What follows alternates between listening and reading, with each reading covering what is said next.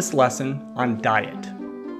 A once overlooked approach to dealing with symptoms of ADHD include a variety of lifestyle choices. Now, I will admit that I was once firmly in the camp that negated people's claims that elements of our diet could be contributing to the ADHD epidemic. However, I have since seen the light. I have adjusted my view of this critical aspect of our overall health. So in the next few lessons, I'm going to be reviewing 3 critical lifestyle choices that, for many, have a direct and powerful effect on ADHD symptoms, not to mention our overall health. So in this lesson, the focus is going to be on our diet. In the next lesson, we're going to talk about exercise, and in the following lesson, sleep. As I have said about other approaches throughout this course, these 3 lifestyle choices are often marginalized and ignored, but I believe that the evidence is mounting and we can no longer afford to ignore these important aspects of health and for managing symptoms of ADHD. Now, there is a lot to discuss when it comes to the importance of our diet, but let me begin with a definition of the word diet. I am not referring to a diet plan per se. When I use the word diet, I am referring to the foods and drinks we consume on a regular basis. That is, I am simply referring to your typical intake of nutrition. Often, when I use the word diet, people assume that I'm talking about one of the gazillion different diet fads that are out there. Their eyes immediately glaze over, and they just imagine the hundreds or thousands of books in the diet and nutrition section of the bookstore. So to be clear, I am not talking about one of those kinds of diets when I use that word. When I am talking about a diet plan, such as paleo or Mediterranean diets, I will refer to them as diet plans. So, for example, I would call it the paleo diet plan. This is simply to keep things as clean and clear as possible. One other important note. This is not going to be a detailed lesson on the metabolism and microbiology of our digestive system and how we process foods. Instead, I plan to give you an overview of the information and get down to the business of what you can do to determine if your child and your diet is affecting your health and mental health. Okay, now on to some of the important things we need to discuss. As I mentioned a moment ago, research on the impact of diet on physical and psychological health is growing exponentially. The relatively new area of medicine, referred to as functional medicine, is taking root quite well, and more practitioners are exploring this approach to mental and physical health. The controversy related to the relationship of diet to health is one set relatively firmly in pre-service training. That is, most Western-trained physicians receive little, if any, training in nutrition. They were taught to examine the patient, identify an illness or symptom, and treat that illness or symptom. The explosion of functional medicine comes from the interest in identifying and treating the root cause of an illness or symptom. The difference, of course, is reactive medicine, which is our traditional, versus preventive or proactive medicine, which is more the functional approach. Given this foundation, much of what I will teach during this lesson comes from the functional medicine perspective, which teaches us that what we eat, the micro and macronutrients and substances in our diet, affect our psychological and physical health in a direct and measurable way. You have likely heard people talk about the relationship between sugar, red dyes, yellow dyes, and other food ingredients with ADHD. So allow me to address some of these now. First, let's talk about sugar. Sugar, of course, comes in many different forms. The molecules themselves vary from one type to another, but our body tends to respond to them in somewhat predictable ways. Some sugar is healthier for us. For example, complex sugars found in whole foods and fruits, for example, are much better for us than the processed, refined, simple sugars, such as that found in most processed foods and candy and those kinds of things. As such, just as a general rule, naturally found sugars in whole foods are generally okay, while those found in processed foods, such as candy and man-made products, are not as healthy for you. This is especially true for the man-made substance known as high fructose corn syrup. Now, I'm sure that most of you know or have at least heard of high fructose corn syrup. There is not much in this world that we eat on a regular basis that really is worse for us than high fructose corn syrup. whether you have ADHD or not, you really should work to stay away from that stuff. It's highly concentrated, very dense sugar that spikes your blood sugar levels significantly and causes us to be at risk for long-term problems. For as long as I can remember, I have heard people talk about the relationship between sugar and ADHD. Actually, we've all heard this, so it's nothing new to anyone. Early in my training and my career, I was troubled by the assertion that sugar could cause ADHD symptoms or make them worse. The mechanism didn't make sense to me. Sugar, after all, is a type of stimulant, and we know that stimulants reduce ADHD symptoms. So what's the deal? It was not until I dug a little deeper that my understanding improved and I began to see the true problems with our high sugar diets. And when I say high sugar diets, I mean high sugar diets, really high sugar diets. Understand that we need sugar, some sugar, to function. Our body needs it. Sugar, more specifically glucose, is a major source of energy for most of the cells in our body. So again, we need some sugar. Our daily allowance for sugar is recommended to be at about 25 grams of sugar per day. Sounds like a lot, right? Well, a can, not a 24-ounce bottle, a 12-ounce can of Mountain Dew has 46 grams of sugar alone.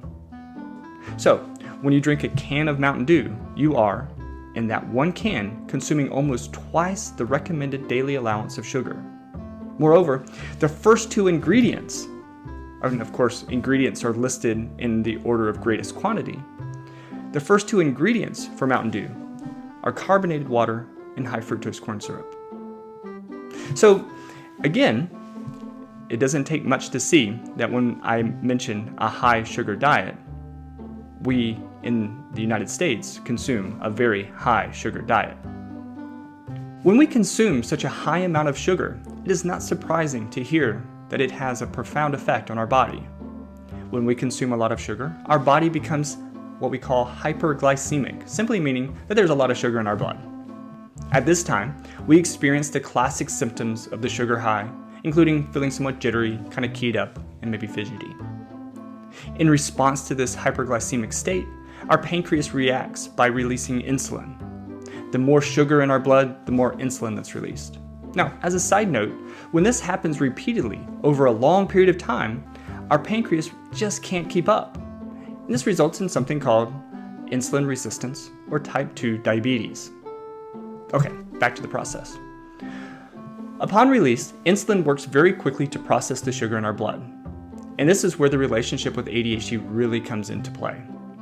The crash we experience after eating a lot of sugar is a result of insulin doing its job. That is, the insulin is not a decision-making substance per se. When it's in the blood and comes across a sugar molecule, it processes it. Therefore, the substantial release of insulin processes most of the sugar in our blood, resulting in a massive drop in blood sugar. And then we become hypoglycemic. That's right. We very quickly shift from hyperglycemic, too much sugar, to hypoglycemic, too little sugar. Now, we know that this shift causes irritability and agitation in most people. What's more, in response to the hypoglycemic state, our body perceives the need for more energy, more glucose. This creates a stress response in our body. Now remember, our body systems are not independently sentient. They cannot say, hey, we'll be okay because it's almost dinner time and we'll be able to get more fuel then. Instead, our body says, holy cow, if we need to run away from a saber-toothed tiger, we have no fuel. Give me fuel. So as such, our adrenal glands release adrenaline, which serves as a temporary source of fuel, sort of like nitrous in a race car. Well, as you can imagine, a spike in adrenaline will result in overactivity, impulsivity, and distractibility in most people. So we're left at the end of this process, which usually takes about an hour, depending on other things that we eat and other things that we're doing. We have shifted from the jitters and fidgetiness of the sugar high to the irritable, agitated, impulsive, and distractible low of the sugar crash. For some, these symptoms, both the high and the crash, resemble ADHD symptoms. Now, one last comment about sugar before we move on to other things. Please, please, please examine the labels of foods you purchase and eat. Here comes a provocative statement. avoid foods that say low fat and fat free. I know, you've probably never heard that before, but here's why. Back in the 1980s, we began this attack on fat. While it made sense to most people, it was proclaimed that if you eat fat, you will become fat. 1 + 1 = 2. Very simple. However, there are a few problems with the attack on fat. First, we believe that all fat is bad for you. Well, fat, in fact, is another source of energy for your body.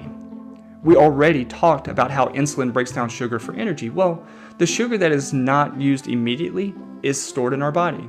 You guessed it, as fat. So, like sugar, some fat is essential to proper health. Second, fat is flavor.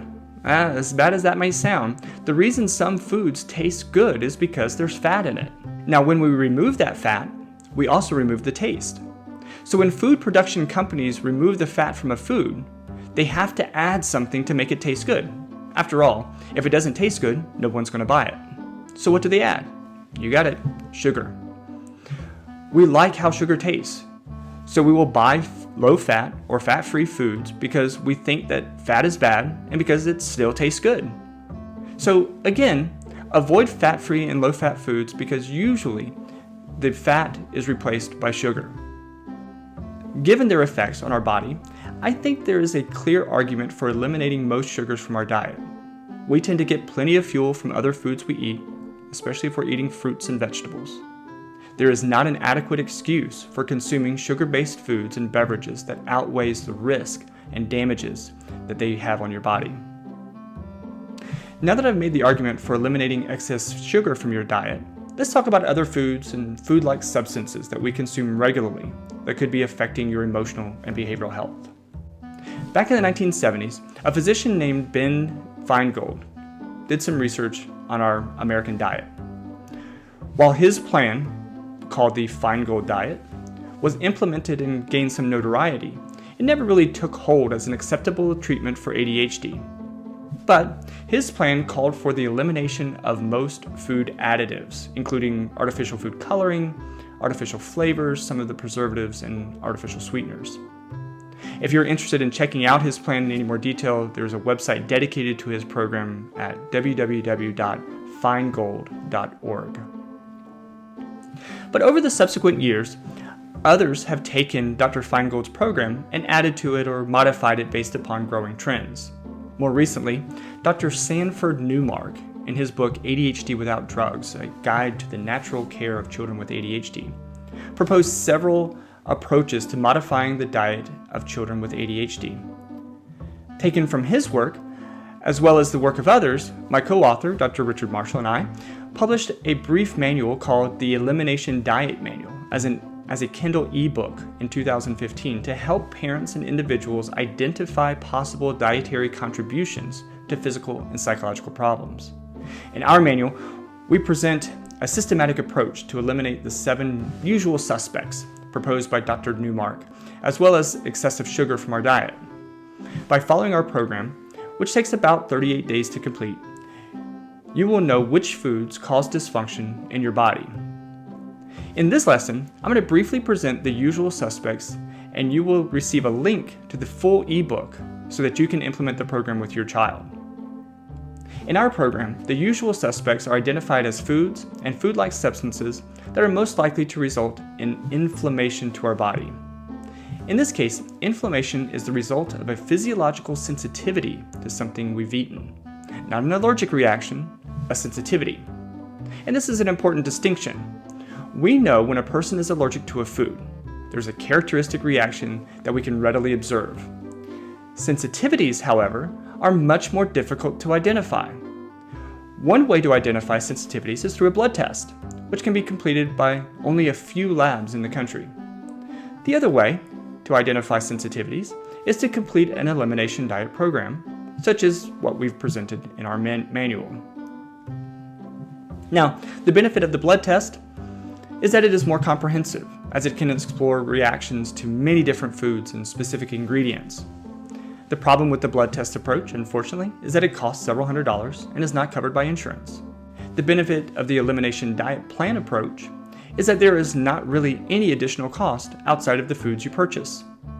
The two problems people have with the Elimination Diet plan, however, is that it takes 38 days to complete and it requires a substantial change in your typical eating habits, both of which are very difficult for some people.